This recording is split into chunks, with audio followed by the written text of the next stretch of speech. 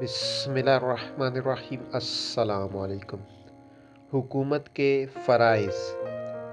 قائداعظم محمد علی جناح رحمۃ اللہ علیہ نے فرمایا، یقیناً آپ مجھ سے اتفاق کریں گے کہ امن و امان قائم رکھنا کسی بھی حکومت کا اولین فریضہ ہے، تاکہ ریاست اپنے شہریوں کے جان و مال اور مذہبی عقائد کو مکمل تحفظ فراہم کر سکے۔ اگر ہم اس عظیم ریاست پاکستان کو پرمسرت اور خوشحال دیکھنا چاہتے ہیں تو ہمیں صرف اور صرف عوام، خصوصاً کثیر غریب طبقات کی فلاح و بہبود پر توجہ مرکوز رکھنی ہوگی۔